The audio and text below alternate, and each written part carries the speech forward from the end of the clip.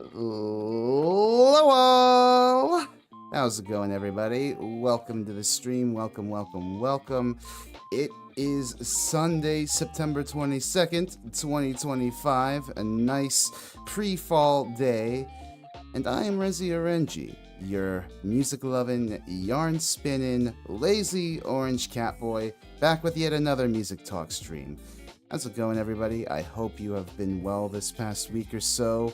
I've sort of been I've been doing all right, I guess. I've just been sort of keeping my head down and working on the glam metal deep dive script. I made an update on Patreon the other day where I gave sort of my first impressions, as it were, of Wayne's World. I actually watched that for the first time the other day recently. I forget if I mentioned that on stream, but it was a lot of fun. I enjoyed myself. For as old as that movie is, it still holds up pretty decently well. The only reason that I might not have laughed as much at it as I could have is because so much of its humor went on to influence future humor, and it's kind of a tired joke when it eventually gets to me.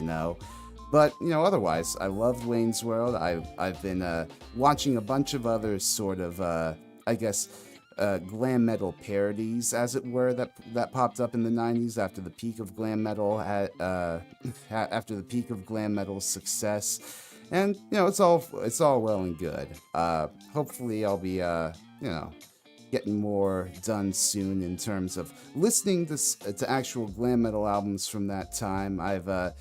Thankfully, there's not that much in the 90s, as the music industry moved away from glam metal, so I probably won't have as daunting a task as listening to all of 1990 or 1991's albums, say. But it's still going to take me some time, so I appreciate y'all's patience in the meantime, regardless. Other than that, I've just sort of been keeping in. Unfortunately, I had 2 different things with my bands planned for this week, IRL, but they didn't end up shaking out. So I've just sort of been, keeping to myself, hermiting, as it were, in my apartment, which sadly, again, I'm probably going to have to leave at the end of November because my roommates are sweethearts. Don't get me wrong. I love them both, and they're very chill people. But their landlord sort of snuck under their nose and bought up and sold the place from without them knowing, essentially. And the guy that he sold it to wants to essentially kick us out and move in like his family. So it's just a shitty situation. It's a shitty situation all around, and I'm going to try and make sure it has as little an impact on my workflow as it possibly can, but, I'm I'm once again on the hunt for another apartment, so please do pray for me, y'all. Pray that I find something soon and that my mind doesn't go stir crazy trying to find another solution, But anyways, that's enough yapping about my life. I suppose we can move into talking about our guest for the evening. I found this person, I believe, going through Blue Sky again. Looking around Blue Sky for musically active VTubers, you see, obviously a lot of producers, you see a lot of beat makers, you see a lot of rappers, and this person is one of them. They've got quite an extensive discography as it is at this point. And it seems, they're trying to fit into, as best they can, the variety streaming, music making, just sort of having fun VTuber mold. So I'm very excited to talk to them today. Would you please join me in welcoming kirbikross? Hello everyone. Kirby, welcome to the stream. Glad to have you. It's good to be here. I appreciate you having me. Of course. Sure. So usually I like to sort of open things up to my guest at the beginning of the stream, and I'd like to do that by asking them what sparked their passion for music, because it is one thing to sort of like music casually, sort of have it on in the background as mood music or whatever, but it's another thing entirely to be a car salesman themed VTuber or whatever and have sort of a music career on the side of that. So where did that stem from for you? All right, so music is more than just something you should just listen to. Mm. Music is art. It's art. Like, I mean, of course, everyone can say that, but it's like, for me, it's generational for me because, let's see, I wasn't the one that started with the whole music thing. That would Mm-hmm. actually go to my dad. My Okay. dad is, my dad was basically like musically gifted when he was a kid. Always on the choir and everything. He's performed at Universal Studios Florida Oh wow. twice with his school. And yeah, he's very much musically gifted, and it's not just my dad, my half of my family.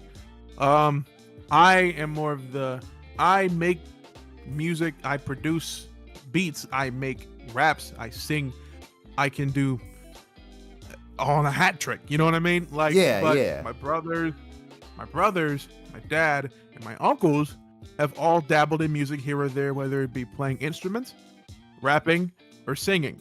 Or Mm-hmm. in my brother's case, all three. Um, Oh wow. music has been in my life ever since I was born.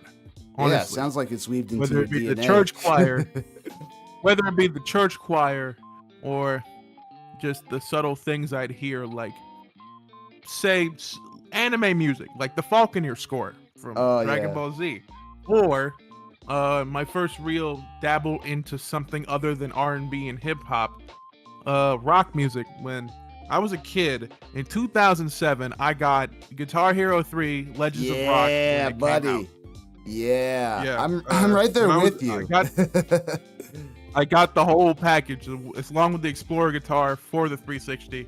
I Hell could never yeah. play it because I was 5 and it was way too big for my fingers. But I was demon on that 360 controller. Now let me tell you. Oh yeah. But yeah, it introduced me to a lot of bands, things like Slayer, Yeah. Radiohead, the Sex Pistols, even Aerosmith, Metallica. You know, name Right. brand stuff. You know, Yeah, yeah. but I think ever since then, my music expertise is only like broadened because it's Okay. like I listen to everything, honestly, or I guess almost everything. There's certain things that just don't appeal to me, and that's completely Yeah. fine. You know, your music taste doesn't have to be same as everybody else's. Like, Absolutely. there are only certain country songs I listen to. You know what I mean? Mhm. Like, Yeah, yeah. I can appreciate but country here or there. But I that's mean just it's me though. You know, yeah, yeah. Yeah, I but try to be as open-minded as I can too. You know, it's always good to have, especially if you're a musician yourself, it's always good to have your like fingers in all sorts of different genres. So, you know, you have all these different ideas you can incorporate into your own style, you know? yeah, truly, and that's what I tell everybody who's trying to get into music. You know, broaden your surroundings. Don't just listen to one specific thing Yeah. because you'll do better. You'll do better if you're trying to become a like musically gifted person, I guess, or like if you're trying to, you know, have a better scope of what you as a person are. Mhm. I should just listen to more than one thing. You know. Absolutely. Yeah, no, I I started off very heavy into like the rock side of things. I mean, like you, I primarily got into like music by picking up like the Rock Band Guitar Hero games back in the day. But then I think it was like around like basically the time I graduated from high school, went into college, that I started listening to a lot more alternative indie stuff, and from there I got sort of turned on more to like I guess electronic and jazz and like rap and all these different sorts of like you know, non-guitar musics as it were, and Yeah. you know, I don't know, really sort of expanded my palette to appreciate all sorts of styles. So like I like to think I went to Cat College for music, right? And I like to think Right. that my I know this sounds pretentious, but I'd like to think that my appreciation for music is at like Is higher than most. no, not that, but like at a base level, like I like to think that I don't really have any biases listening to a piece of music, although of course that's bullshit. I have my own tastes and preferences as does everybody else, but I like to think that, having been educated as I was in like music theory and like all sorts of like performance techniques and like also all these different elements in like music, I can come to appreciate like music by its component parts, right? Like as in I can listen to a piece of music and I can sort of I can understand where an artist is coming from, right? Like I'm not like the direction. Yeah, you mean like the direction? Yeah, like that? And I can appreciate it in its own right, but that doesn't necessarily mean that, in turn that I love the thing, right? I just like to think that, I don't really, I try not to judge that much when like listening to or debating popular music. I mean, granted, there's definitely a lot of like more cringe-worthy artists out there or whatever, but even them I try to give some sort of, I try to give some sort of credit to. You say that, and then I think back in the day, right?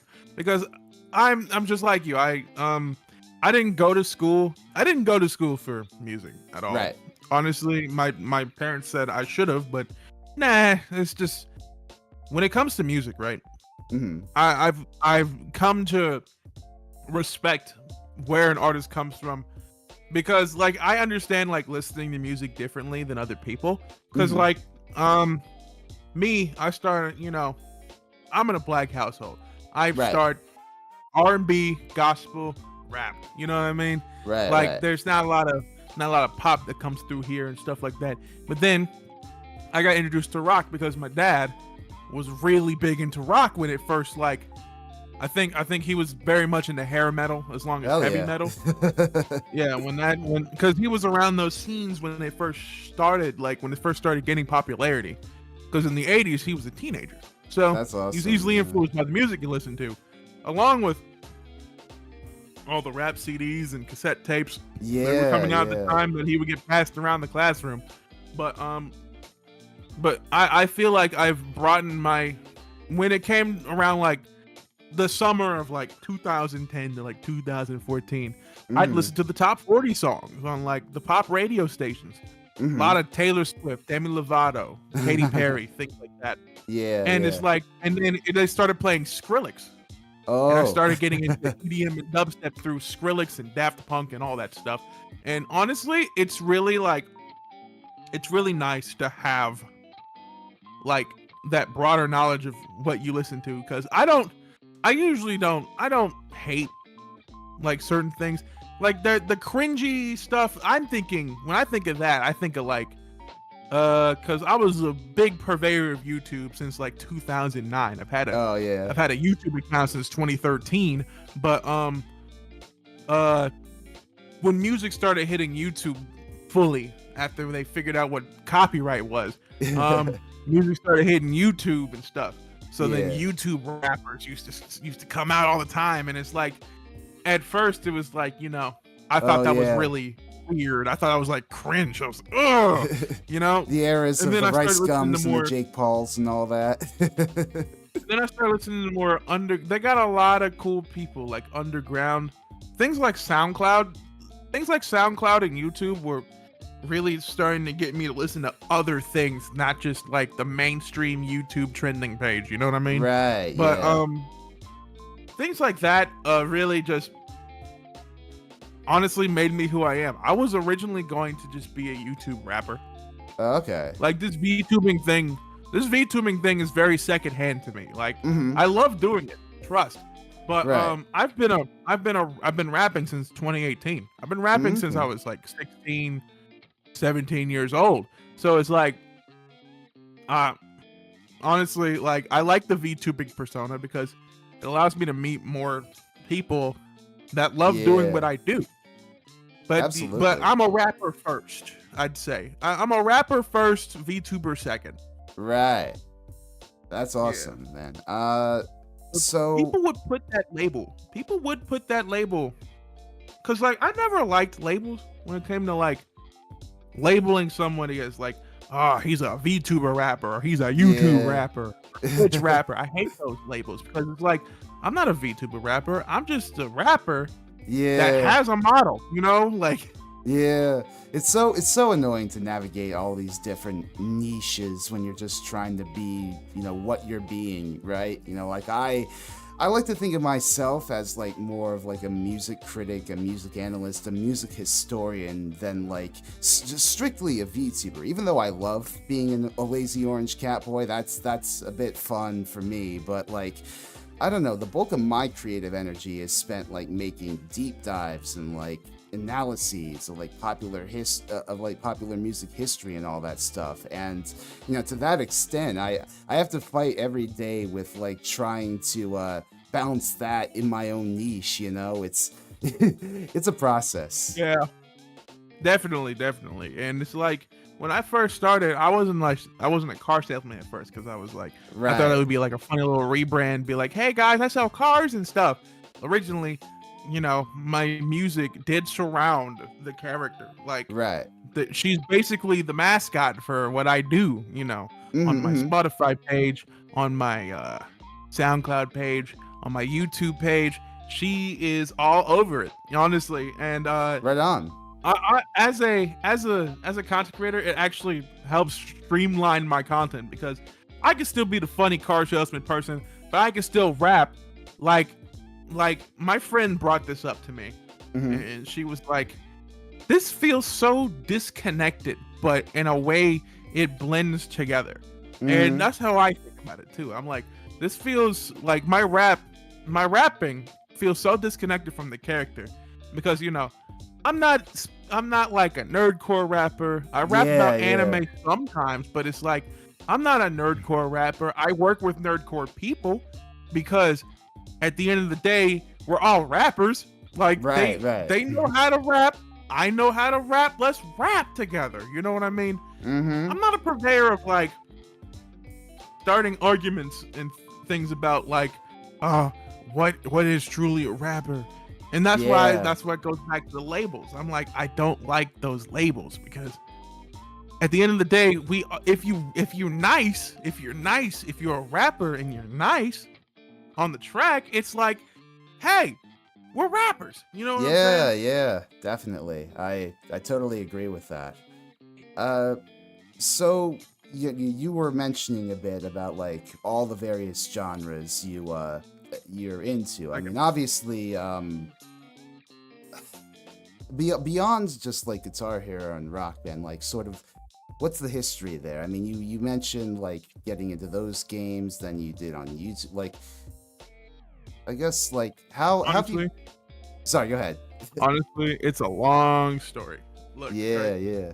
took a while for me to figure out what I'm into, because being where I'm from, uh, a lot of people don't only listen to like one type of thing. Like, Yeah. a lot of people are just one noted, and it's like trying to find equal minds that love to listen to things that I like to listen to, but can also have an open mind to listening to other things that may be out of their field, was Yeah. very difficult. Especially where I'm from. Like, my family, we're all like honestly all over the place when it comes to music. Right. Hell, my uncles are still like Deadheads, Grateful Oh, Dead. hell yeah. They fucking love Grateful Dead, and I'm My like, parents were that's, deadheads.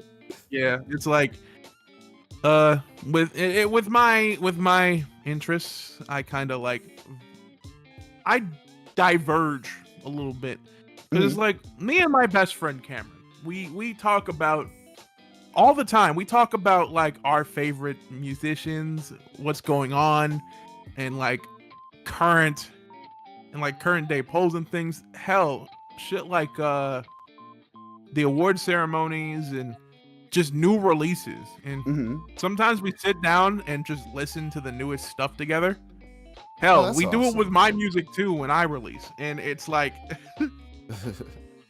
when it comes to things like that, I try to get inspiration from all different sorts, Mhm. which is why I try to like diverge into different people's music, and trying to listen to people Right. as best Yeah. I can. Even if I think it's like there's some work that needs it, I'm gonna say it. But it's like I'm gonna try not to be, oh, this shit is awful. This shit is Yeah. fun. I'm not. Listen, I'm trying not to be an asshole sometimes because it's like I know I am. I know I can be. Yeah. I'm not gonna sit here and say that I'm not. All right. You want But you want it's to like you want to go into I it would like want. with the basically you want to go into it with the impression that they're operating in good faith as an artist, right? Yes. Literally, I would want to give the criticism that I would want for my music too. Mm-hmm. Because I can tell you right now, like my early stuff is hot ass on a production standpoint. Mm-hmm. You know what I mean? Yeah. I could explain how I was going into it for days and still be like, yeah, the production was garbage. Like this sounds, it does not sound good. You know what I mean? Yeah. No, Like the mixing's awful, all that stuff. Yeah. And it's like I wish I could go back and remix the stuff. Yeah. But I actually recently lost that hard drive. Oh It no. done crapped out on me. But R.I.P. those project files. RIP the project files, and those are like the early stuff too. There's a few unreleased tracks I can't get back unless if I go to one of those data saver places and spend $300 trying to get it fixed and recovered Yeah. and shit. Yeah. But anyway, it's a life lesson learned. Honestly. Yeah. No, I feel you there. Back up your music files, people. Back it up. Absolutely. I feel you there on like going back and cringing at like early productions. Like I used to be in a sort of a garage band just out of high school, right? And we did like very sort of basic, I guess, rock music. We were influenced by like Van Halen, Weezer, all that sort of like, I guess, basic power pop-ish type stuff. And we recorded an EP like very early on. I want to say like first few months we were formed, and we didn't know what the hell we were doing. Like we tracked like all the drums in a day in like the fucking sweltering heat of our guitarist's garage. We mixed them all together. The funny thing about mixing it together, we didn't have the capacity for stereo mixing because we didn't have like the proper channels for it. So everything was in mono, right? But then we added this echo effect to everything that we panned left and right to get a sort of faux stereo. And The flanger. it sounded fucking awful. It was like, it sounded like we were like playing in like an empty air hangar or something. Bro, let me tell you, back when I first started, when we first started for real, it was originally a collective. I was really just supposed to be the producer, honestly. And I used to besides like the cracked FL Studio, because half of like that's what they tell you. That's what they tell you. Like, hey guys, I dyed my hair. All right, now crack FL Studio and start making some crazy underground music. That's literally what they say, right? But when I was younger, I think we were in our high school. We were in our high school's production studio because back in the day, our high school was trying to be different than the others. So we had a whole production booth for things like podcasts and music stuff and stuff. Right on. So me and a group of friends would go in there and I would start just getting to work trying to mix some stuff. And then I didn't know what I was doing on at the time. I think it was cracked FL Studio. I didn't know what I was doing on FL Studio. So I used Mixcraft, and it was like a cracked free trial of Mixcraft. Oh my gosh. Mixcraft is not what you would use for things like beat production. Right. That's more along the lines of Mixcraft is like an Audacity clone, basically. It's like trying to use Audacity for vocal recording. Exactly. And I would use it for making beats, and the beats didn't sound that good. I'm not gonna lie, the beats did not sound that good. Yeah. But hey, we had to take what we got, We had That to take what we got, and yeah. No, go ahead. Sorry. Our first track was called Untitled, and I think it's still up on my SoundCloud. Like our first track was called Untitled, and that was because I forgot to name the project. Go. Yeah, if I could pull that up, I would. I don't know if I want to, just for old time's sake. But the mixing was damn near non-existent. We kind of just recorded it, and it had a big echoey effect because we were in the room. They didn't have all the soundproofing up, so we were just kind of winging it. Oh god. And then like when I was recording the chorus, I think it was like making beats with our eyes closed, something untitled.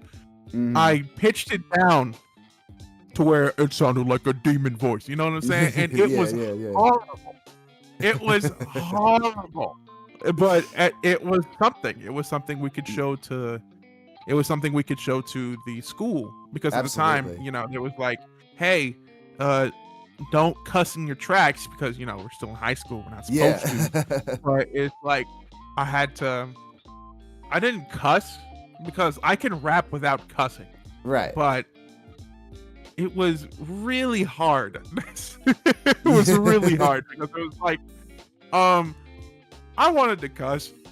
I wanted to in a song, but I can write it without doing that. Like my first mini EP, which was just 2 songs. I think it was called Academia, because it was like I really liked MHA at the time. And I found a picture on DeviantArt of like Pixel Deku, and I recolored it and made it into a thing using Pixlr. I had to use what I had because I was broke. You know, I had just gotten a job, and I didn't know you could pay for stuff to use online to edit pictures. So I just used Pixlr for most of my high school days. That's awesome. A lot of the old stuff, the mixing is just not there because I didn't know that you had to mix it together. So it just kind of it's all raw. It's all just so raw. Right. But I think going back and listening to that stuff, I'm like, that is character right there. Honestly, like, you could tell. Yeah. I could tell that at the time I was trying, but still sounded bad, you know? Yeah.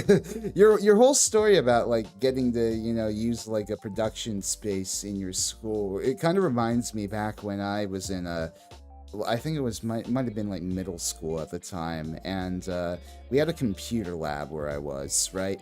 And they had like a few Macs there, and on those Macs, I think they had GarageBand, and I would spend like tons of free time in those computer labs trying to create like songs out of the free samples that they included in GarageBand. So literally I would be putting like all these loops together, trying to like piece together like a coherent piece of music out of it. And honestly, I'm glad that I probably didn't save any of those anywhere substantial, because I feel like if I went back and listened to them now, it'd be the equivalent of essentially mashing action figures together to pretend like you're doing like a fight scene or whatever.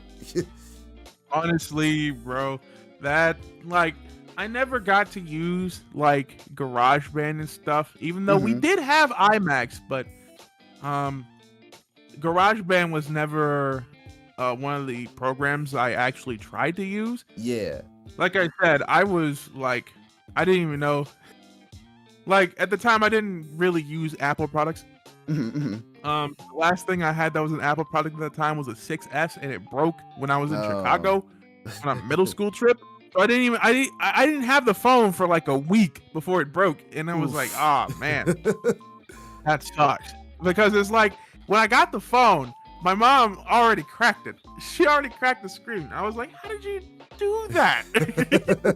It was the funniest thing ever. And so my friends in the music space would talk to me about, hey, what do you think of GarageBand or BandLab? And I was like, what and who? Because it's like I didn't know anything about like BandLab, and I'm like, as a DAW, it's pretty cool that it's like a web-based thing. Only thing I can't stand about it is the delay. It's so delayed. I don't like that. But it's like yeah, you know, I'm so used to using FL Studio. I've been using the same FL Studio for 6 years Right. at this point. So it's like I'm so used to using it that it's like this is second nature to me. So I don't have to Yeah. deal with delay.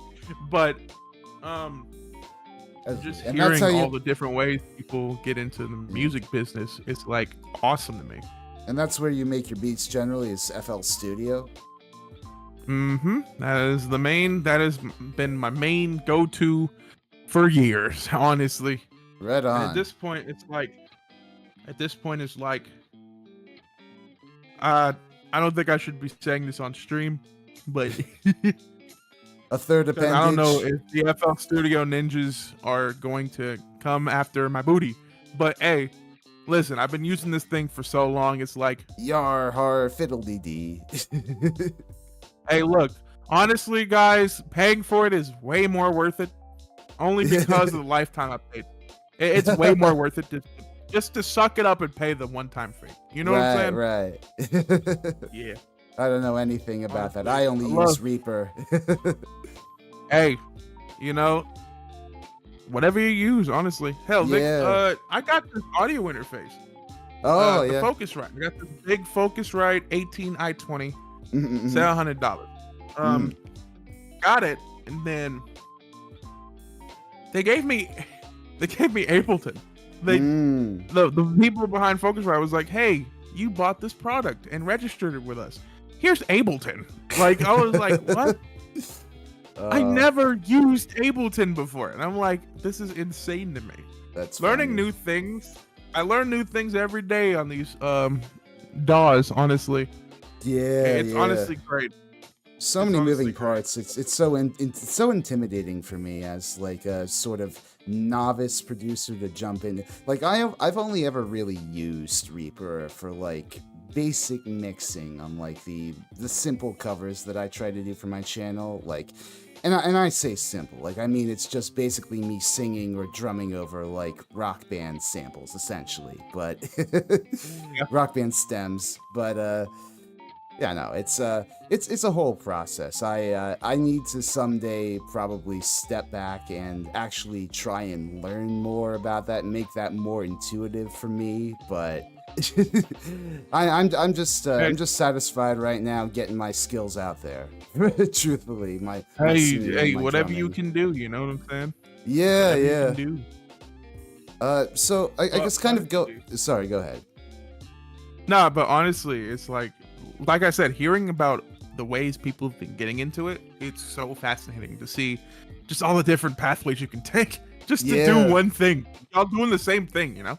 Absolutely, yeah. No, it's music production is a very how to say, it's a very varied art. Truly. I guess kind of going off of that, talk a bit more about like we can talk a bit more about your rapping specifically. Like I'm wondering, like, when you write your songs, like, how do you spark inspiration? Like, is that sort of the case where you like write your lyrics down before you go into the booth, or like, do you go in with a theme and do you freestyle? As honestly, that really depends on the song. Because, okay, as I can show, I can't really show it to you, but my booth is just where I'm sitting at right now. Okay. I sit The in front of metaphorical booth. I sit in front of four computer screens. One being my television that's on the wall. Oh, So hell yeah. when it comes to like inspiration, it really does depend on the song, because some of them I will just freestyle something, see what sticks, and if I want to write it down, I'm gonna write it down. You know what I mean? Mm-hmm. No, and I say this to everybody: no freestyle is a true freestyle. It hasn't been like that since the '90s. Right. Honestly, like these rappers, they write it down and rehearse it to themselves before they go on air. Mhm. They do that, and it's like, it's not bad, but is it a true freestyle? Yeah, you could say so. You could say so if they can remember it and just go off the bone with that. Yeah. But when it comes to lyricism, because most of the music that I make, I produce myself. Mhm. Unless if I find a beat That's why I buy a beat off my friends or like find a beat on YouTube Right. to just like practice over. But there's many instances where I write most of my stuff down. I do, because I believe in consistency when it comes to when I write and when I rap it. Okay. The thing I've always worked on is my delivery, because a lot of my songs I sound fairly monotone because I'm basically just reading off the thing. That was a lot of my earlier tracks. Yeah. But I've experimented with different flows and different varieties of delivery, because to be frank, I don't like yelling a lot in my tracks, because one, it'll strain my voice, and two, I live in a house with people, so it's like I can't be too loud, you know. I don't have soundproofing on the walls. Absolutely. But usually with everything off, it's pretty clear. Like I don't need soundproofing. You know what I mean? Yeah, absolutely. But when it comes to like my inspirations, I usually tend to look at like other artists, you know? Okay. I don't copy them, but it's like I tend to look to other artists and I'm like, yeah. You know, it's like I gotta hear something hard, you know, like, yeah, gets me in the mood to like write something down. No, I feel the same way with like making rock music, you know, like sometimes I'll get an idea after like listening to a song or a band for a few hours, and like I sort of get a riff stuck in my head, and then that riff transmutates into an entirely different idea, and then I can take that and try and, you know, incorporate that into my own thing. It's a process. Yeah, definitely. And it's like certain songs, like I haven't released a song since like May 30th. I've been a feature on a couple tracks, but it's like I haven't released anything since May 30th because I'm too much of a perfectionist. Either that or I have too little time on my hands to actually work on this stuff. Right. Like songs would usually take from 5 minutes to like 6 months. I can't even lie. That's the time frame, because I'll get tired of making it and then I'll put it down, do some other things, and pick it up either an hour to 6 months later. You know what I mean? Like, it's very much a wishy-washy process, but it's like, it's a process I've grown accustomed to. This is why I can never like, I don't know if I could see myself becoming like doing this full time, trying to like be famous and stuff like that. Would it be cool to be famous? Yes. Is it something I'm earning for? No. Is something I yearn for? No, because it's like this is truly like my favorite hobby. Yeah.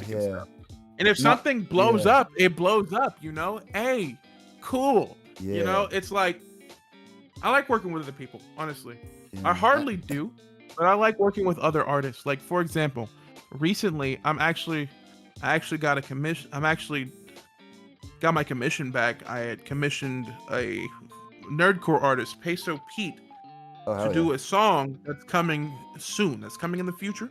I just got that back, so I gotta see about all that. But hey, you know, hell yeah. It's one step. It's one more step. You know, Absolutely. every time I get a collaboration with somebody, it's always one more step to something big, something legendary. You know?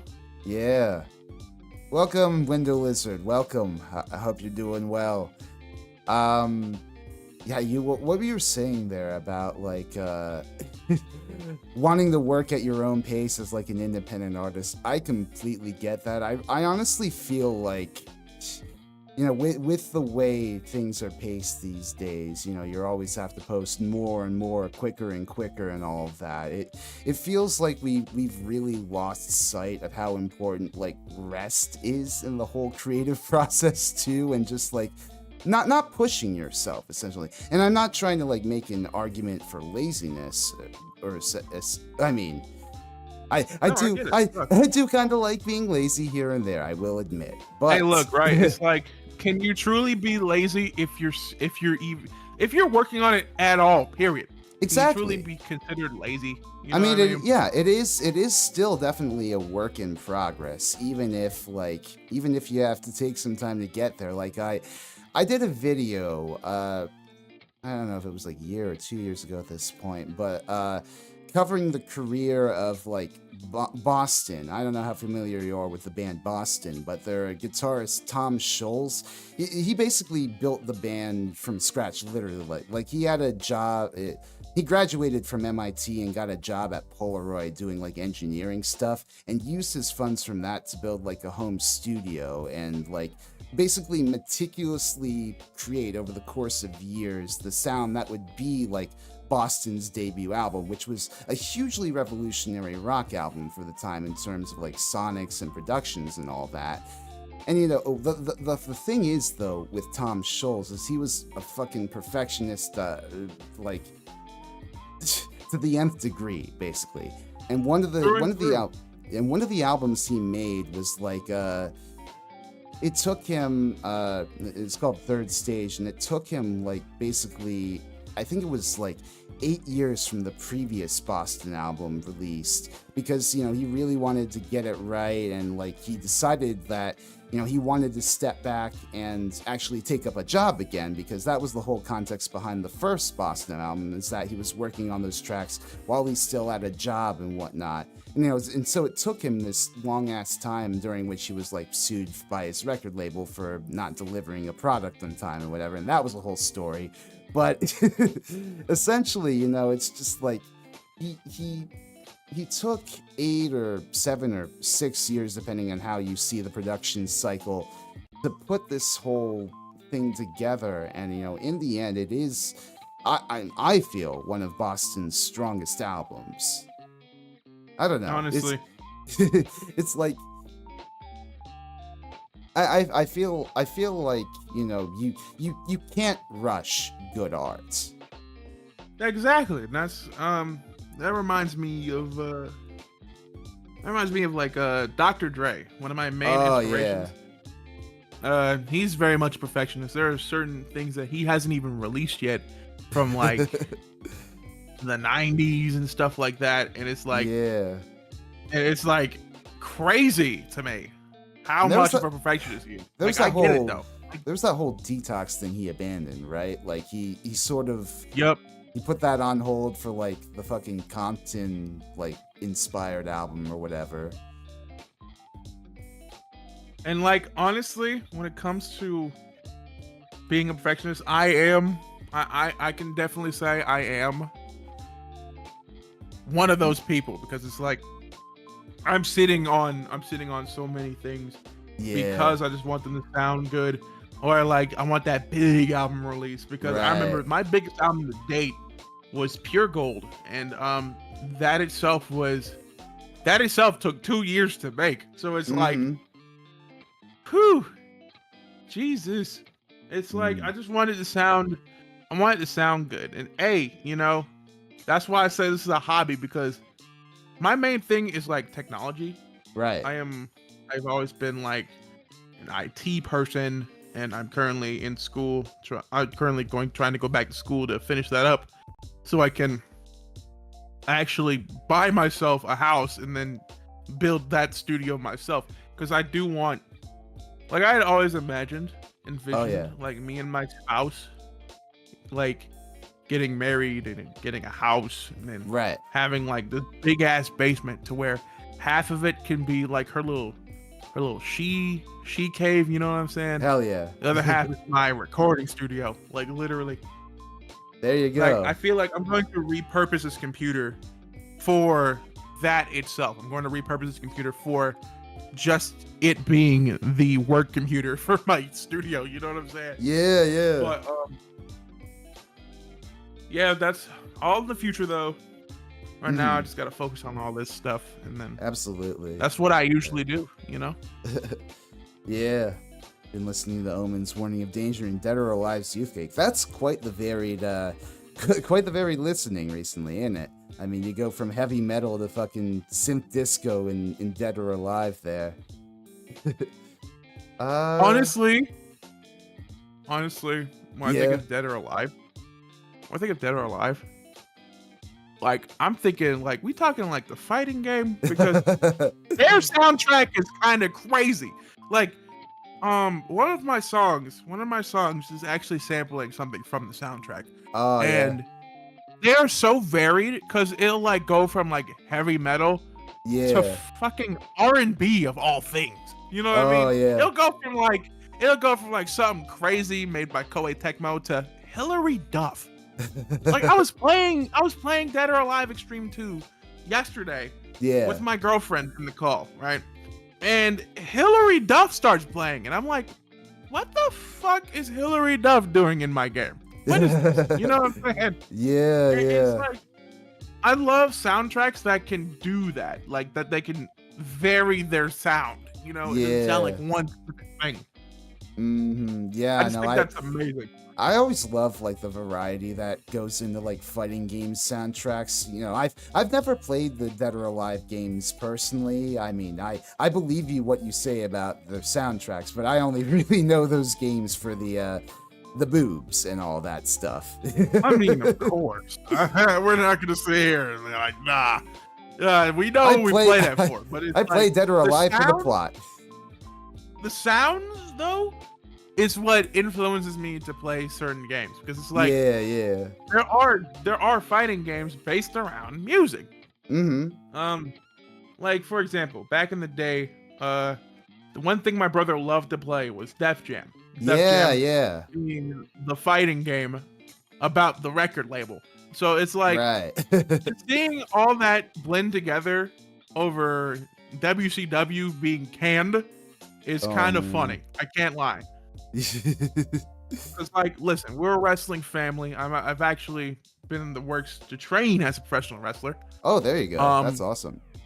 Yeah, I'm currently in the works on that. But it's like when it comes to it, music in that field ties to how I feel about certain wrestlers. For example, John Cena. Right. Okay. Undoubtedly the greatest of all time. But it's like, it's John Cena.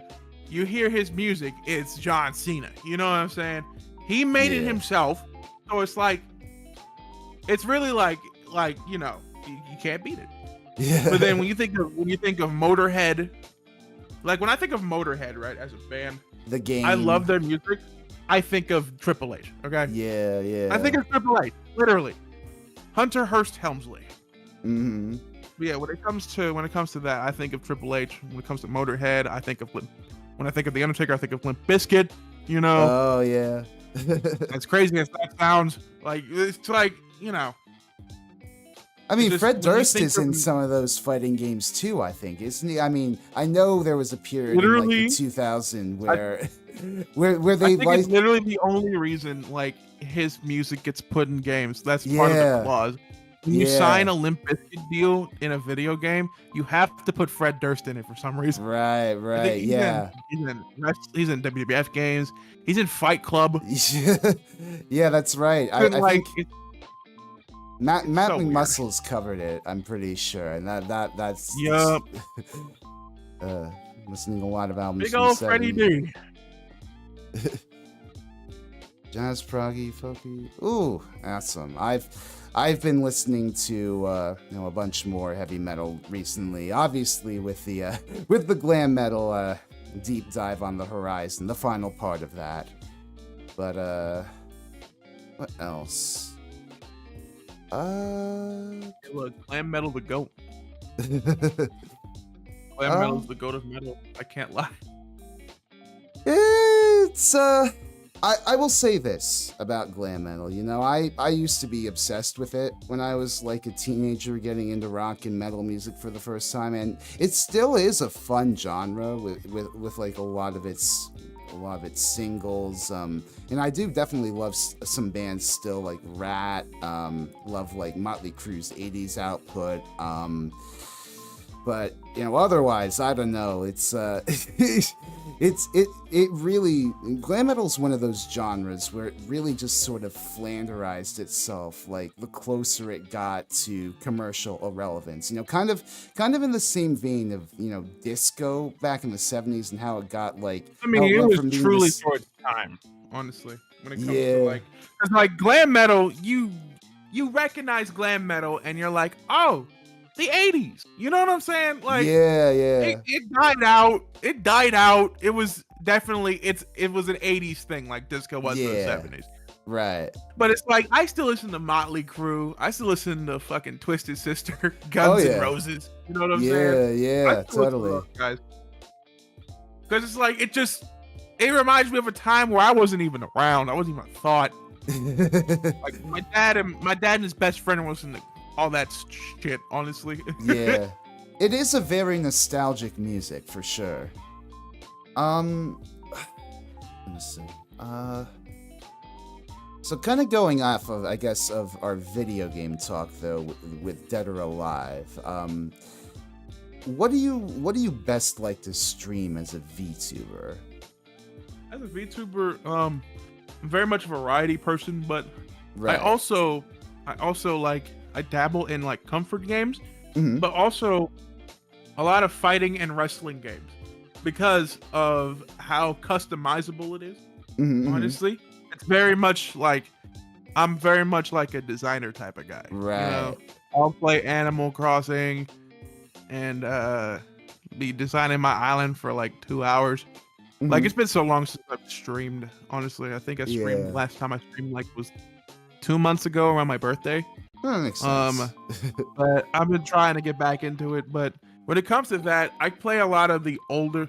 I don't play a lot of newer games. Like I don't play Mhm. a lot of newer games because either it doesn't run on my computer well, Right. or it's just not of interest to me. When it comes to Yeah. like stuff, I have. Oh, this is gonna be great. This is gonna be great. I'm gonna list off my consoles right now. All right. Mhm, mhm, mhm. I have a modded Wii. No, not one. I have 2 modded Wiis. Oh boy. A modded 360. A Nintendo Switch. A modded PS4. A modded PS3. 3DS. DSi. DS. I am an avid collector. I'm surprised you video have so many modded consoles and not a modded 3DS, given the fucking meme of the 3DS being super easy to mod. Yeah, I modded my brothers in like 10 minutes. It was so easy. Honestly though, shit. At one point I had a SpongeBob television, Yeah. like the old school SpongeBob telly. Hell It was yeah. so cool. Oh yeah, I also got a GameCube. Oh, nice. I technically have 3 Xboxes, 3 Xbox 360s. Mm-hmm, mm-hmm. I have a regular, a slim, and an E. And the Mm. slim is modded because I bought it off of a guy. Oh, yeah. But if you catch me streaming later on, I will be streaming using that 360 because there are games that I want to complete on the 360. You know, Right on. Yeah, totally. By the way, Winter Lizard just wanted to jump in and tell you. hang on Rats- one second. Oh, okay. 1 second. I'm sorry. Cool, no problem.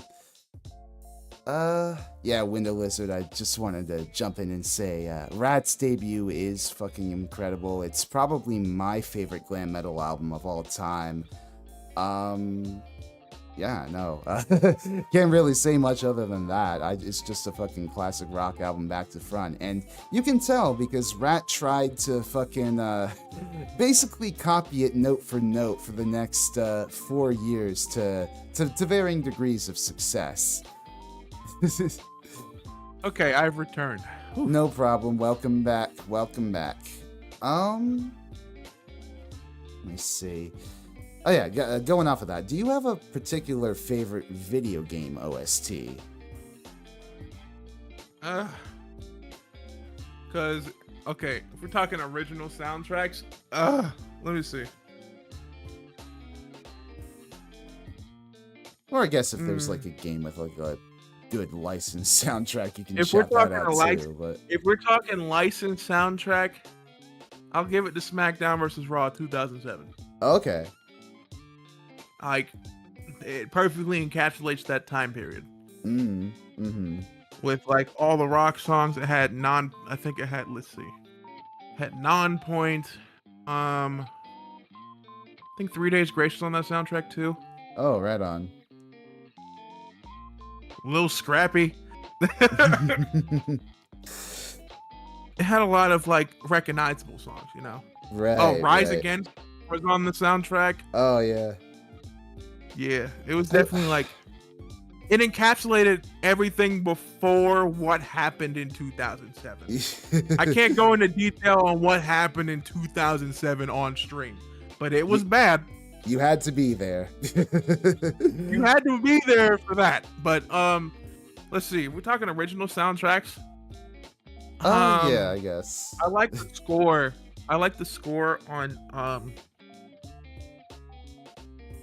I like the score on The Legend of Zelda Breath of the Wild. Oh yeah. I like No, that's a good I like one. that score. Like that's my favorite. That's my favorite. Just like you lay down and you listen to it. You know what I mean? Yeah. It's But very also, very good ambient. Sorry, go ahead. Halo Oh. Combat. Halo Combat Evolved. Yeah. I like that one too. Absolutely. But it's really like there's so many. There's so many I could probably name that it's like, Mhm. ugh. Let's see. We got Halo Combat Evolved, Legend of Zelda Breath of the Wild, Persona 3. Mm. Honestly, most of the Persona games sound amazing. Okay. Yeah. I mean, It's I've like never soundtrack. played them, but like their OSTs are always on point. It's not my favorite series, but it's like when it comes to soundtracks, they never miss. Exactly. They Yeah. never miss. Honestly, it's like I could sit down and listen to the Persona 3 soundtrack and just be encapsulated in their world. Mm-hmm. Even though I just played it like last year. You know what I mean? Yeah. Yeah. Absolutely. But most of Sonic's soundtracks, honestly, Absolutely. Yes. big Yes. I Sonic fan agree there. here. Okay. Same. Like I'm a huge Sonic head, and a lot of I just like a lot of facts about the Sonic franchise. Like I told my friend, I'm like, there's an Akon remix on one of the Sonic 06 tracks. I think it was That's Dreams of right. Absolution. Yeah. Yeah. There's an Dreams of Akon Absolution. And I was like, he was like, you're fucking lying. And I'm like, no. It's a thing. It's Akon did a wild. song on the Sonic soundtrack. And like multiple different glam metal frontmen actually contributed vocals to like Sonic songs in the past too. Like you go back to Sonic Adventure, right? They had I think Ted Poley actually was in the second game singing Escape from the City? I don't know. Ted Poley of Danger Danger contributed like I think it was I Escape think from that the was City. Sonic 2. I think that was Sonic Yeah. Adventure 2, yeah. Yeah, and like Tony Harnell at TNT, he would sing like stuff too for like the Adventure soundtrack. Yeah, I think he did a Big's theme. And yeah, just like a whole bunch of fucking Paul Shortino. He was in like a bunch of glam metal bands back. I think he was. Hold on, I want to get my facts straight here. I got you. Paul Shortino. No, I'm thinking of a different guy. It was David Glenn Isley that sang Sweet Victory, and it was Paul Shortino who sung EGGMAN for Sonic Adventure 2. Yeah, and he was in Quiet Riot. And he was in Rough Cut. So fucking glam metal surprisingly had a huge influence on like Sonic Adventure's music back in the day. Crazy, right? And honestly, like, just seeing how musically gifted, like, Sonic Team and, like, others are when it came to the soundtracks and things. Because, like, half of what Sega was trying to be was behind Michael Jackson when it first started to make, like, actual Sonic games. Yeah. Michael Jackson was key influence. Hell, he was in Space Channel 5. He was in Space Channel 5 as Space Michael, and I thought it was so hilarious playing. Yeah. You have to save Space Michael. Like, what the fuck? Man. It's really like, what are we doing here? But nah, listen. I love how like musically influenced Sonic Team is when it comes to their sounds. Yeah. It's truly great. Absolutely. I it's such a shame to me that they in the legally released versions of Sonic 3 now that they've replaced the the Michael Jackson soundtrack outright. And I mean, I guess I kind of understand why you would do that, either to avoid controversy or to avoid, the fucking licensing fees. To avoid having to pay the estate. Yeah. To avoid having to pay the estate, the licensing rights and stuff like that. That's a whole nother thing. Yeah. Hell, they're like, there's a lot going on with Crush 40 right now, too. Yeah, I saw that. Lawsuit. I was like, what the world? Man, that sucks, man. I wish Sega would. I mean, Sega are a lot better than most video game corporations or whatever, but I wish they would stop being a bit of a greedy corporation, Just pay the damn fee. You're not as popular as you once was, okay? Like, just pay the damn fee, bro. All you gotta do. Yeah. So, you take commissions, is that right? How did you get into doing that? That's even harder to explain, honestly, because I'm friends with a lot of artists. Oh, okay. Like a lot of bigger like actual artists, because I draw too. I don't draw a lot, but I do dabble. But it's like trying to open music commissions was difficult, and it still kind of is, because it's like, yeah, sites like VGen do not work with me for real. I'm not gonna lie. Trying to open music commissions is so difficult. Honestly, the way I do it is through word of mouth, because I know a lot of people personally that need BGMs and beats like and such. And it's like, I'm not gonna lie, right? With how much I do, I usually don't take commissions outright, because it's like, I do so much, and it's like hard to keep in contact with people because I do so much, and I'm so freaking busy. Right. But I've done people's covers. I've mixed covers. I've mixed vocals for tracks and things like that. And then I've just straight up made people beats. Half of the time, though, if I know them like really well personally, it's usually an art trade. So back when I first started the whole Vtubing thing, I was like, hey, yeah, if I know you personally, you know what I'm saying? Yeah. A beat commission. A beat commission would usually come down to, if you're an artist, either you pay me or you give me art and I will make you a beat. I don't do that a lot anymore. I don't do that a lot anymore, only because it's just so hard to keep up with my job at the moment. Yeah. But when it comes to that, like, my beat commissions fluctuate in price, because it's like, originally I was just charging like $30 for these beats, and if someone was like, your beats are way too good for you to be charging $30, you better up that price. And I'm like, I usually tell people, I'm like, stop telling artists what to charge, but in their sense, it makes more sense, because yeah, I use a lot of sample resources that I have and things like that, and it's kind of weird, you know what I'm saying? Yeah. It's kind of weird. That's why I'm like, if somebody asks me if my commissions are open, I'm like, what do you need? You know what I'm saying? Like, I'd have to ask that for real. Yeah, I'm commission like, work. I feel like it's an entirely different skill set, because you're trying to essentially, fit into what the artist wants, and in doing so, you need to take on a bunch about who that, who the commissioner what the commissioner wants. So you have to take into account like their personality. You have to take into account the music that they like, and it's like, I feel like it's a whole thing of sort of trying to get in their head, right? Ding ding ding.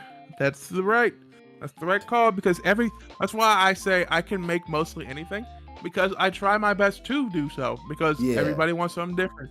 Somebody doesn't listen to rap. Hey, maybe they like the pop, maybe they like EDM, maybe they like indie rock, because I can do that too.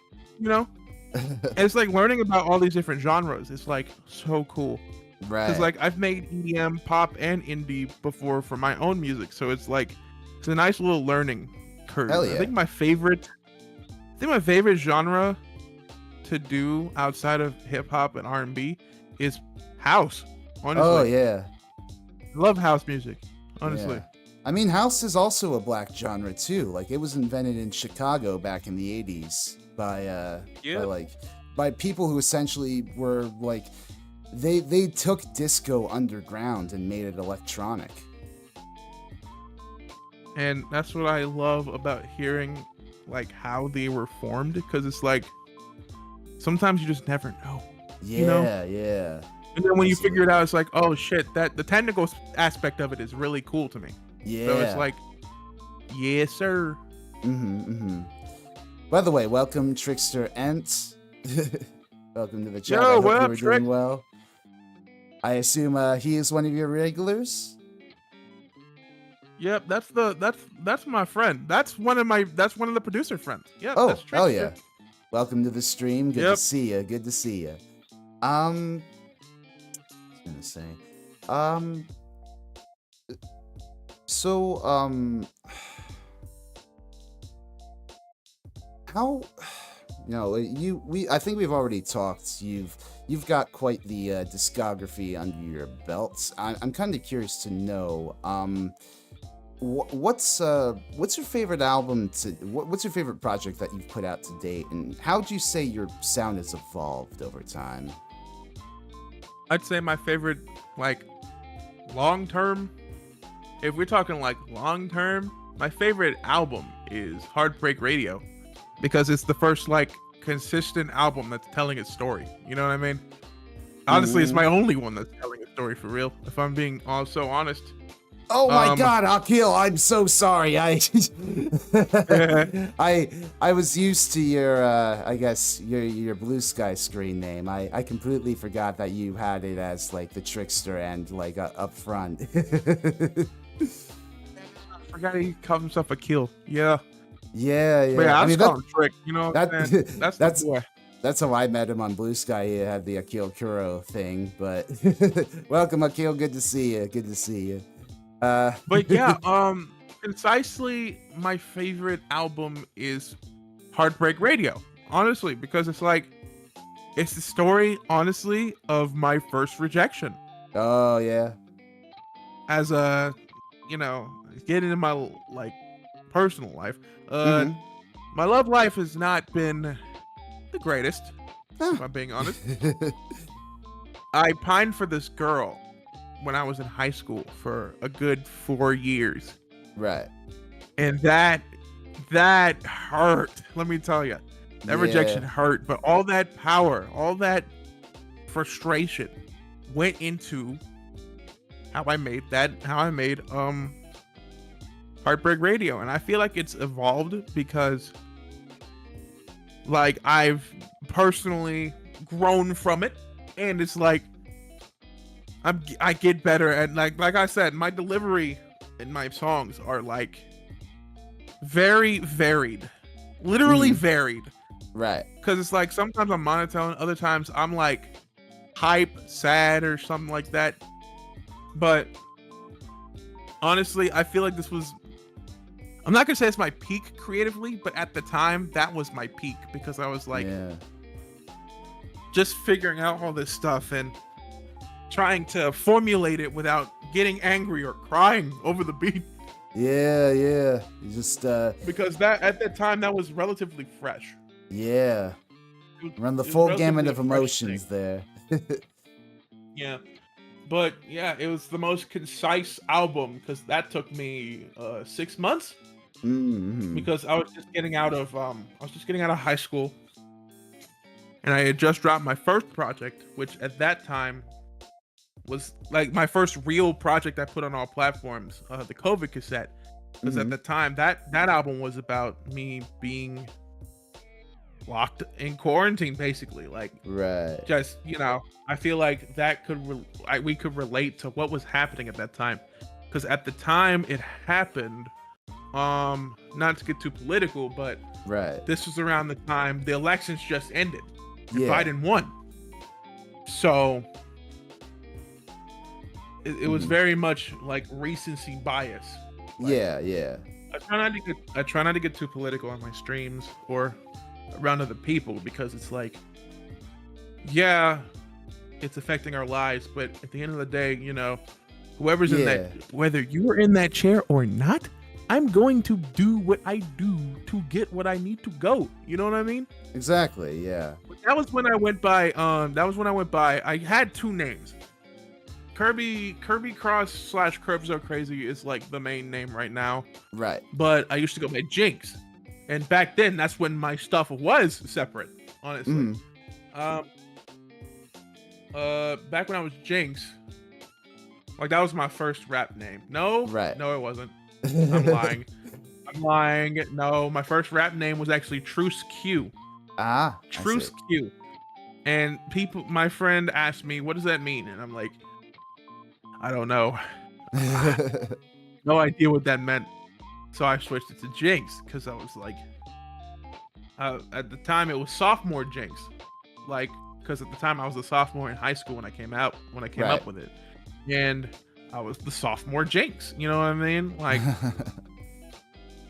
at the time it was like, ooh, I had so many ideas for rap tracks that I just did not know how to bring alive, honestly. But yeah, the COVID cassette was my first real, like, actual album. Right. And I mean, for starting out, like, it was pretty popular around, like, where I'm locally from. It was mildly successful, because it was like, you know, first album, you know, I gotta get my family to support and shit like that. Yeah. And a lot of people said this is really good for a first album, even though I listened back to it and I'm like, the mixing is so bad. But at the same time, it's like I could feel the creativeness of it all. You know what I'm saying? Yeah. But yeah, Heartbreak Radio is definitely my favorite because it's concise, consistent. The mixing still doesn't sound good, but at the same time, it's like it's the most concise I've ever been with a track list. Because after that, it took me 2 years to make the next one. You know? Because let's see, COVID cassette released in 2020, Heartbreak Radio released in 2021, and then in 2023, the first iteration of Pure Gold released. It took me 2 years to like come up with this really big track list. I'm never doing a long album again, because 18 tracks at the time was a lot out of me. Honestly, that took a long time. Yeah.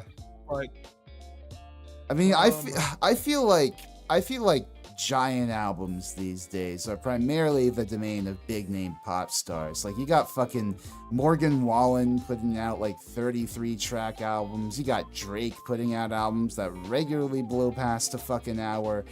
It's a fucking privilege to be able to record that much music and like have a solid like concept behind it all. And like, I mean, some people don't even have that. It's like honestly, when it came down to it, it's like 18 tracks that almost made it to an hour. I think it was like 45 minutes.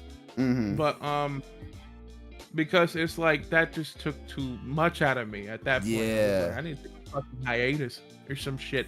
But I just don't see how.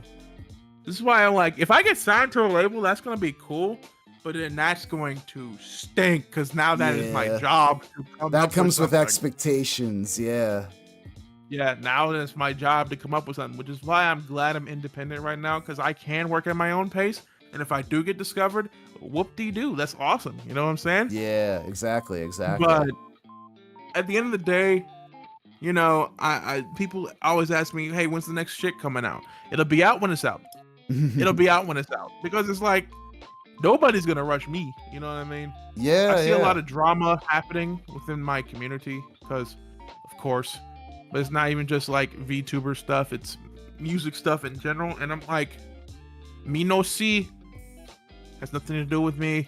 You know what I mean? No, like, totally. I remember a couple years ago, I had some friends that were doing VTuber rap battles, right? And I love my homeboys. I love you guys. I promise you. I just thought that was very corny. I can't even lie. And it was like, it's not because of them, because they're nice. You know what I'm saying? Right. They're really nice rappers. But I grew up I grew up listening to battle rap and hearing the battle rap culture, and it's like these Right. niggas dig into each other, and Yeah. I was like, I know if I participate in this, something's not gonna end well. So I was They were like, pulling punches, hey, is that's what you were cool. saying. I was like, this is cool. I'm not gonna get into this, even though it's friendlies. You know what I'm saying? Yeah, Because yeah. I could tell you right now, I'm an asshole. All right, I'm not gonna lie. I'm not gonna beat around the bush either. I'm an asshole. I Yeah, will yeah. find something.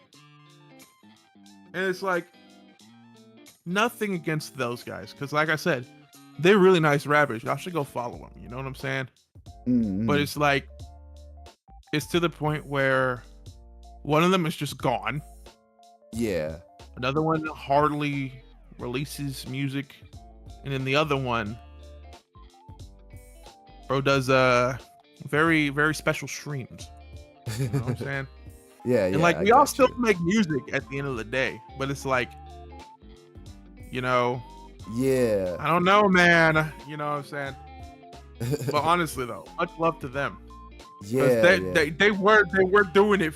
That were fire. They were fire. You know what I'm saying? Right, right. They It's were just they were super nice. It's just not something that I would have been interested in. You yeah, know, it's a hard medium to break into these days. especially because like, what if these niggas think I'm not nice? You know what I'm saying? Yeah, totally, totally. It's just Uh, it's just not my thing. You know. yeah. I No. don't, unless if you give me a legitimate reason to not like you, I'm not gonna diss. You know what I'm saying? Right, yeah. Absolutely. Um so what which either instruments or like production techniques would you like to learn if you had the spare time? I want to learn how to play guitar. Oh, hell yeah. I really do. I want to learn how to play electric, bass, acoustic, either which one. You know what I'm saying? Mm-hmm, mm-hmm. And I feel like I could. I feel like I could because I'm a percussionist. You know, Oh, yeah. Oh, I do you play know the how to play. drums? I play full drum sets, Oh, hell marimba, yeah. xylophone, mallets. I play I'm the very much drums a too. fluent percussionist. Hell yeah. But if there is one thing I'd like to learn, is the guitar or the bass, because if I Give could me do one that, second. I'd be a one man band, you know? I'm sorry. My earbuds just completely disconnected on me just now. What were you saying? I'm sorry. I said if I learned how to play the guitar or the bass or whatever, I'd be a one man band at that point. Oh yeah, I know how to absolutely. sing, I know how to play the drums, I know how to play guitar. It's like I haven't touched a drum set in some years, but at the same time, if I picked up the sticks, it's all muscle memory at that point. Yeah, no, absolutely. And then from there, you could do like what fucking Stevie Wonder did back in the '70s and record your own your own shit. Literally. Yeah. But Get, yeah. Ever since I became a producer, it's just kind of like I feel like I've done the lazy thing. In my opinion, it's like I feel like I've done the lazy thing, and yeah. like all my percussionist journeys, I just put onto the screen, and it's like, it's so easy. Yeah. But It's sometimes it's like, one of those things. yeah. I mean, I'm far. I don't know. I feel like I'm far more solid with rhythm than I ever would be with scales. My issue is just like sitting down and being willing to drill scales and like all the various variations of them. There is, stuff like that in drumming with rudiments and all that, but I feel like I'm far more willing to sit down and bash out like, rudiments and, do stuff that like, I don't know. It feels easier, I guess, at the macro level, learning how to control your hands for something rather than like all the individual fingers. That's why I don't play piano, unfortunately. Literally. I can never find the patience to learn piano. But Yeah. I could probably find it. I could probably find it in like making and like making guitar sounds and shit. You know what I mean?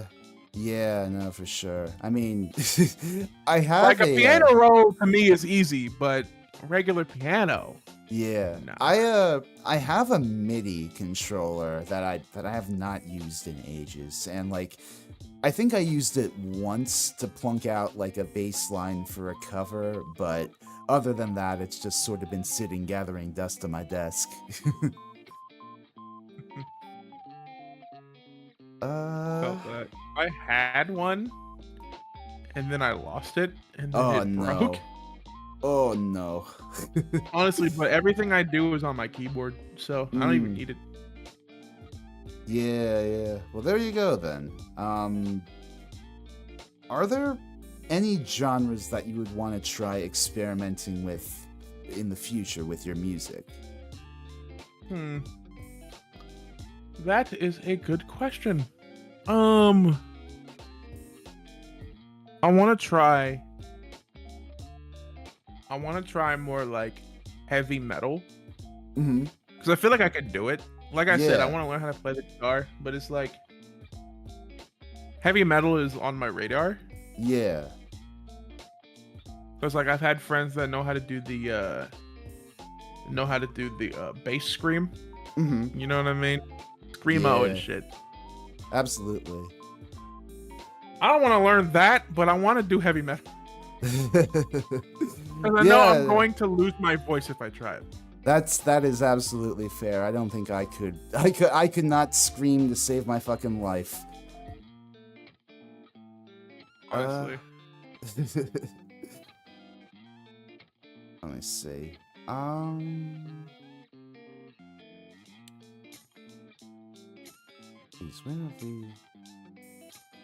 here's a good one. Have you gone to very many concerts? Not as many as you'd think, but I have been to some.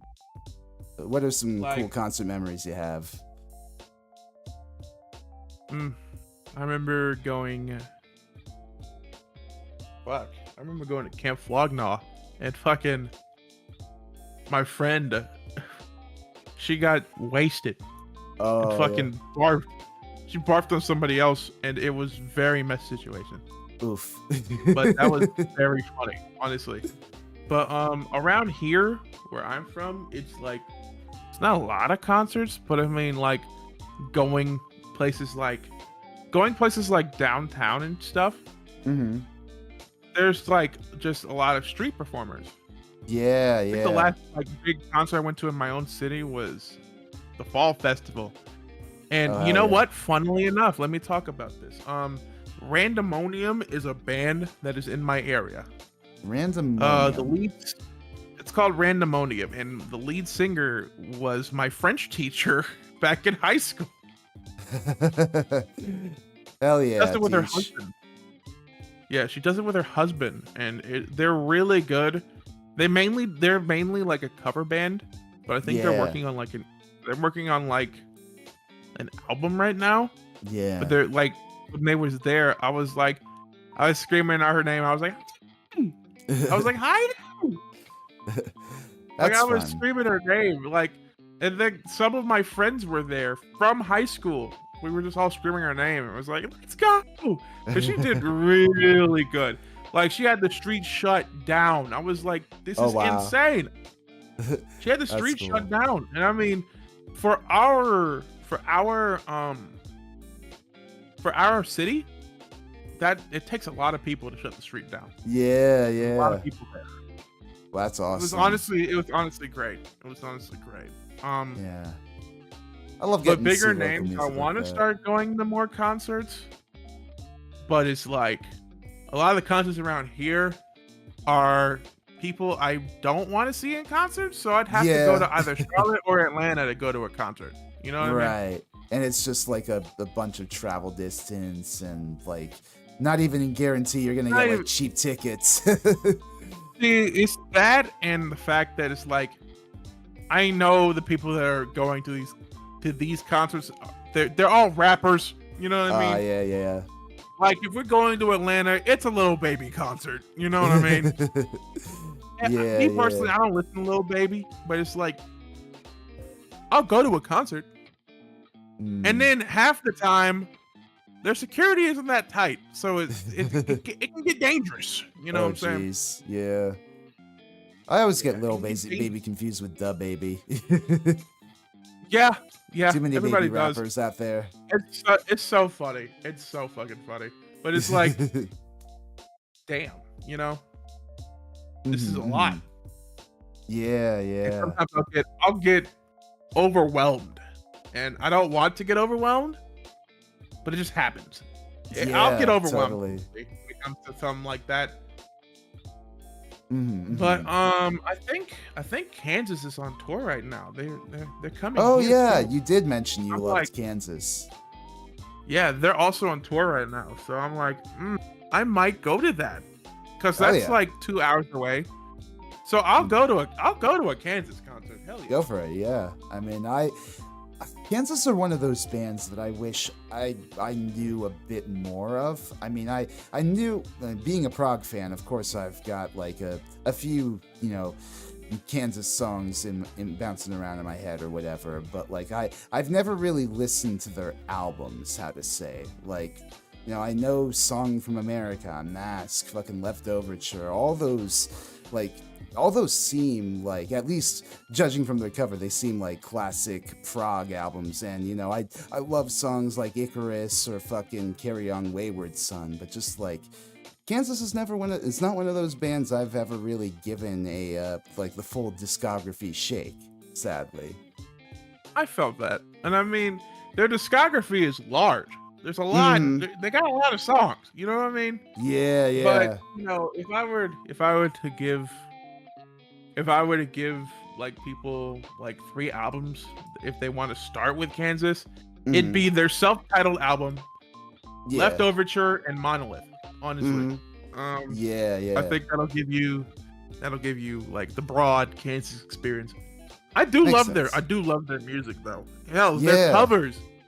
It's like the one thing that'll attract somebody to like a band or Yeah. an artist in general.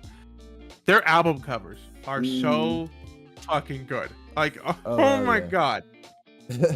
Are you familiar with Truly. the artist Roger Dean at all? Roger Dean sounds familiar. Hold on. He I don't know if he ever worked with Kansas, but he was definitely very involved in sort of the progressive rock scene of the 60s, 70s. He contributed a lot of artwork to bands like I think Uriah Heep. He worked with Yes a lot. He worked with Asia. And his covers are like fucking iconic. They're these gorgeous, Yeah, like seeing these. surrealist landscapes, and they're just I every time you see a Roger Dean cover, it's like it transports you to another world. That is exactly the Literally, feeling prog rock should inspire. literally. You love to see it. And it's like I'm Hmm. looking at these, I'm like, yeah, yep, this is their signature style. Yeah, absolutely. Like Roger Dean either making these or like Roger Dean inspired. Like the rock covers of the 70s and 80s have always been like, how much drugs did they pump into their system to come up with this shit? Honestly. Yeah, for But it's sure. like, this is definitely like the vibe I get when I think of prog rock. Absolutely, It's like absolutely. it's like how anime makes me feel when I get Mm. immersed into that world. Like Ghibli films. It's like how Oh Ghibli yeah, films make me feel. You know what I mean? that's a good Just shit like comparison. this. Just crazy shit like this. Honestly. Yeah, yeah, that's a good comparison. Let me say, so how many questions?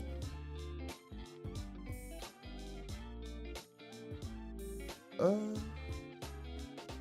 I guess something I could ask, is how do you discover new artists? We were kind of like an hour or so ago, towards the start of the stream, we were talking about how you had a wide taste in music. How do you continue listening to music? Is it like listening with your friends, as you said before, or do you also like are you a Spotify or YouTube playlist guy, or like what? When it comes to playlists, it really depends on who sent it to me. Okay. Because it's like, let's see, with Spotify playlists, a lot of my friends don't use Spotify. They use Apple Music, and Okay. I've been slowly switching to Apple Music myself. But Mm-hmm. when it comes to like how to listen to new music, I honestly I go by top 40, but I also Oh go by yeah. like friend recommendations. Okay. There's like sometimes they'll put in the chat that, hey, check this out, and then it'll be Nice. somebody new.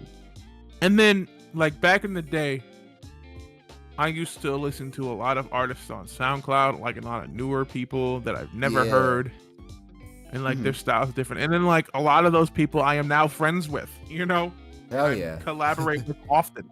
So it's like amazing how far I've gotten when it comes to that. When it comes to Yeah. like listening to new artists, I just try to search for something new. It's like I'll go off of new trends, or I will like TikTok will give me those videos, but it'll be like, oh, I I put you on part whatever and such, and it'll be somebody new. And if the song sounds good, I'm gonna try to listen to more of it. Mm-hmm. And if it sounds really good, it's like, ooh, you know, like Yeah. okay, I am a Christian, right? Right. Right. A Baptist Christian, and TikTok actually, because like I've listened to Kirk Franklin, Mm-hmm. Tasha Cobb, Ty Tribbett, and things like that. But I've also listened to Christian rap, people like Lecrae Mm-hmm. and NF and stuff like that, and I'm like, ugh, this is kind of played out. Like they're trying too hard, And then they put me on to TikTok. Put me on to this Christian rapper named Josh P. Oh yeah. And Josh P is a Christian rapper. Josh P, in my opinion, is what I think of if I went into Christian rap. This is what I would sound like, because Mm. oh Jesus, he gives me like the flair of how 2000s bounce rap used to sound like. You know what I mean? Like Right. Pharrell Yeah. Williams and things like older 50 Cent, but also it gives me like that new age. You know what I mean? Mm-hmm. Mm-hmm. Gives me that new age feeling, because I'm like, this dude's kind of smooth, and he raps kind of like this nigga sounds like J. Cole mixed with JID mixed with fucking. He has a smoothness of the baby on Yeah. these Yeah. fucking Christian tracks, and all he raps about is God. You know what I'm saying? Yeah. Like, Yeah. oh man. And I'm like, oh man, if this is what Christian rap can be, bro, I will become a Christian rapper tomorrow. You know what I'm Yeah. saying?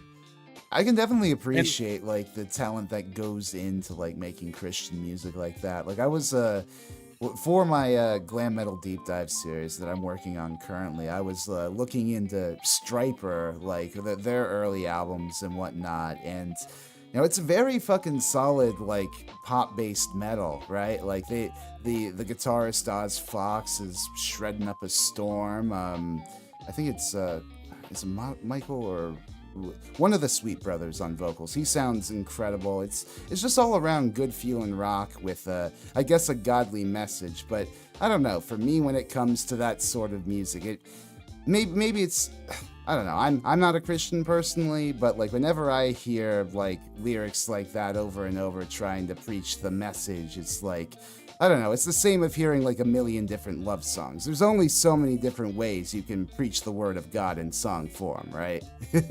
right, truly, truly, truly, and that's why I get surprised because like okay, so people like Kirk Franklin.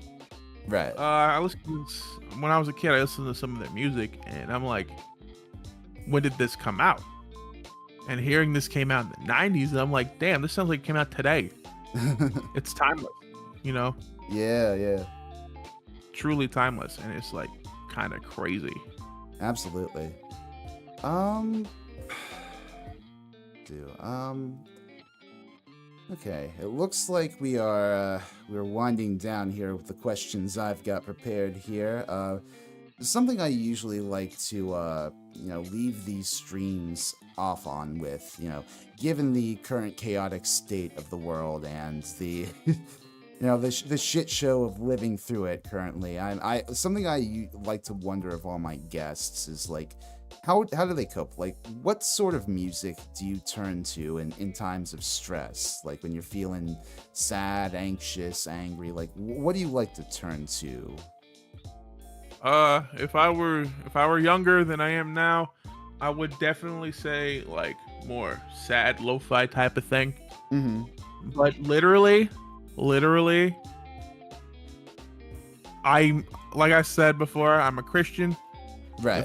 If I feel stressed out about something, gotta turn to the Christian music. You know what I'm saying? Yeah. Like there you they're go. very like even if you're not a Christian, they're very inspirational. Yeah. You know? I'm sure. You can get over what you're going through, type thing. Absolutely. And it really helps. It really helps when it comes to just how bad the world is right now. Like I said, no matter who's in that chair, I'm going to get what is mine. You know what I mean? Truthfully, yeah. I gotta do what I gotta do to be successful for myself, and not for everybody else, but for me. Mm-hmm. And some people call that selfish, but at the end of the day, everybody has to do it. You got to look after yourself at some point. You can't worry about what people say about you. Like literally, I try not to. Because yeah. I have a lot of people that don't like they don't like me. You know what I mean? Mm-hmm. And that's okay. Not everybody's supposed to like you. That's something I learned the hard way when I first started this journey in Vtubing. Yeah. But it's truly like you can't let people get you down. No matter who's fear mongering on social media. Like when I tell people, like when it comes to social media, bro, you got to get off of it sometimes. Go outside. It really ain't like that out here. Yeah. As bad as the world seems, it's really not that bad when you go outside. Okay. Truthfully, yeah, I feel that. If you literally like, you don't know how many times I look on places like Twitter, the cesspool that is Twitter, or like hell, Blue Sky and things like that, and social media and Facebook and shit. And then I go outside and I just don't meet people that do that shit online. You know what I mean? Yeah. I meet normal ass people, and it's crazy to me to say that, but it's like, you know, it happens. Absolutely. But yeah, when definitely listen to like Christian or like hell 2010 summer girl pop. You know what I'm saying? There you go. Yeah. That shit fire. All right, I can't lie. Yeah. I'm just realizing that I completely skipped over one of the questions, but I guess it is a fitting way to end this off because it kind of talks about like your VTubing trajectory. Like, what inspired you to become a VTuber? First off. Oh no, that's the easiest question you've asked so far. My best friend Morphe. Friend Morphe. Morphe is a VTuber. He was a voice actor turned into a VTuber. Oh, cool. He used to do a lot of My Hero stuff. I think he has over like 100-something K on YouTube. Nice. He got very popular off of My Hero Academia dubs and things like that. But That's he cool. became a VTuber, and I asked him, and I'm like, "Hey, dude," because like I tell him this, and he's like, "I did that," and I was like, "Yes, bro." But no, I'm like, "Hey, you know, I'm really thinking of getting into this VTubing thing. How's it like?" And he's like, "Oh, it's a fun way to express yourself, you know? Mm-hmm. Give yourself an outlet if you really don't want to like be a face streamer." Because I used to get a lot of comparisons. Like I had a lot of self-esteem issues. Right. I used to get a lot of comparisons to like other people, like brown skin, fat people on the internet. Yeah. He who shall not be, I will not name him. Right. But he is not here anymore. And frankly, I got tired of getting compared to him. But right. It's really like it gave me an outlet, and it's like I always like to tell stories and write characters, and my VTuber is one of my characters. Like Zarya has been a part of my life since circa 15 years ago, you know? Right on. So Yeah. What do you hope to do as a musician in the community? Like, as loaded as a term as this might be, like, what do you hope is your legacy in the VTubing community? Be the realest person there was. Oh, hell yeah. Honestly, like, that's plain and simple. To be the realest person there was. Because like I said, I genuinely try to be as nice as possible, but you know, a lot of things can piss me off because I'm very passionate about it.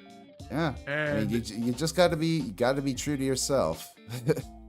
honestly, like, I've never liked the term being fake to people, because it's like, if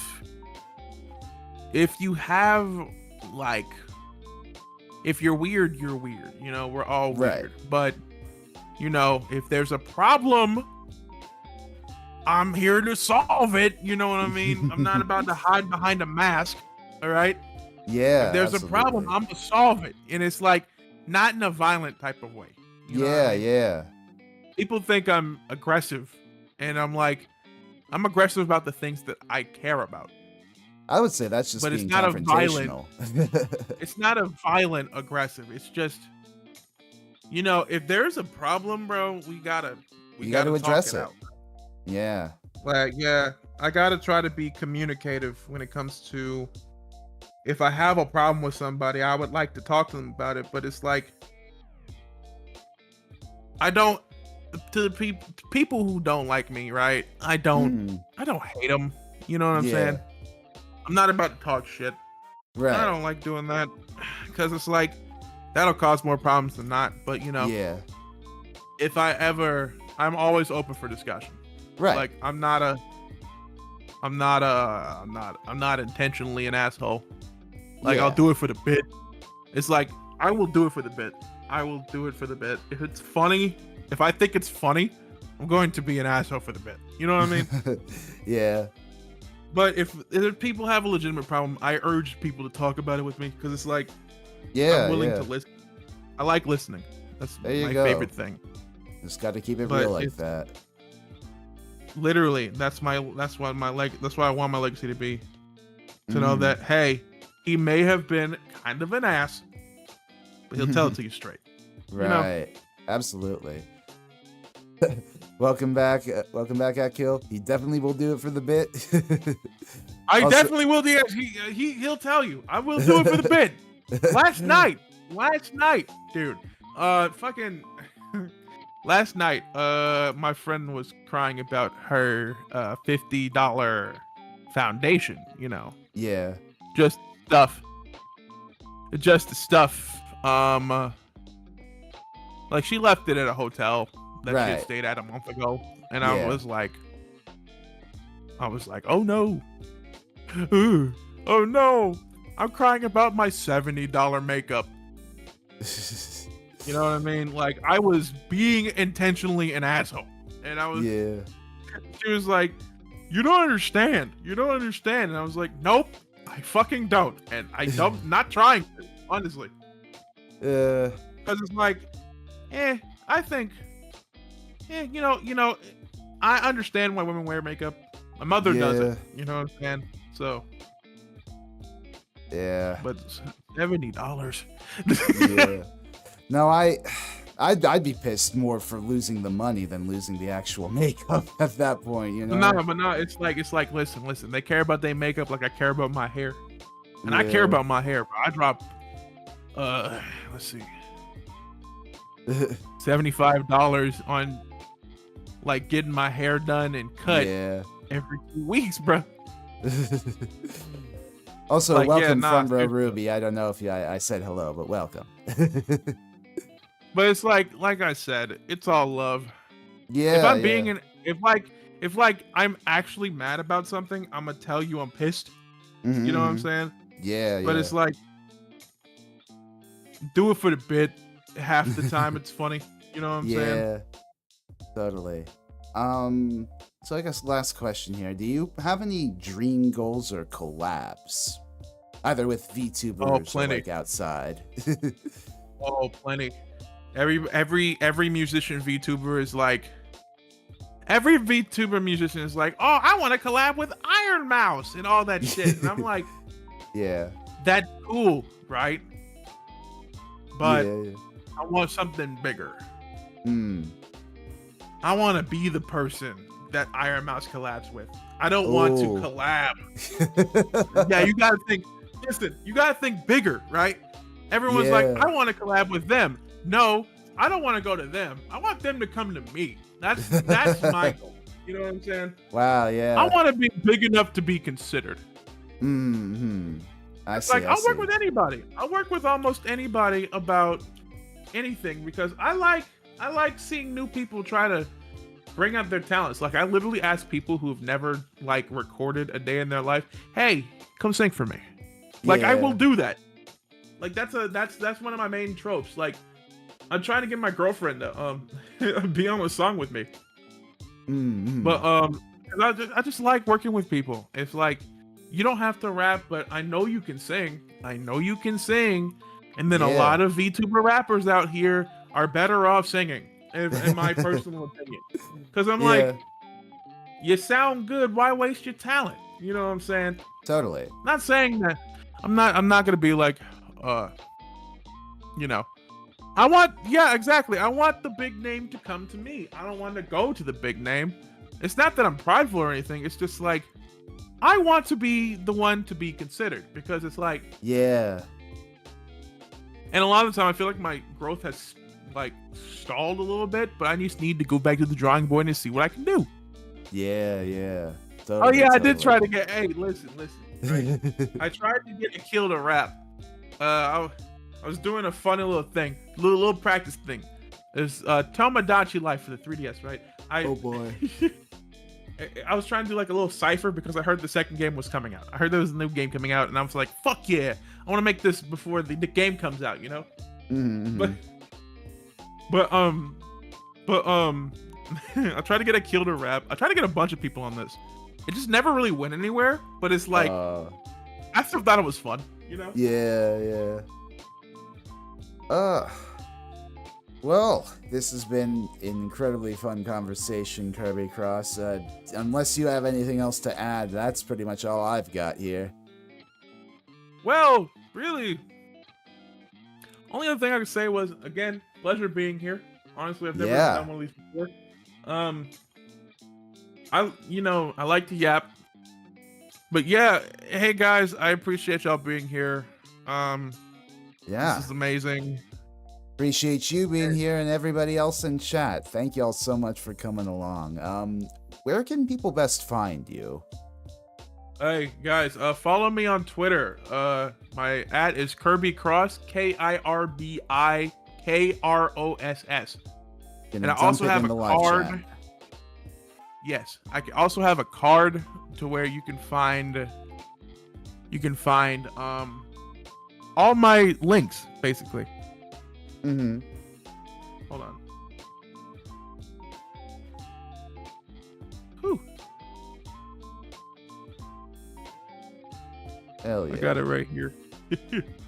I mean, I don't know if you posting it. If you want me to dump your card in chat, I can. I don't know if you're posting a link will show up in there.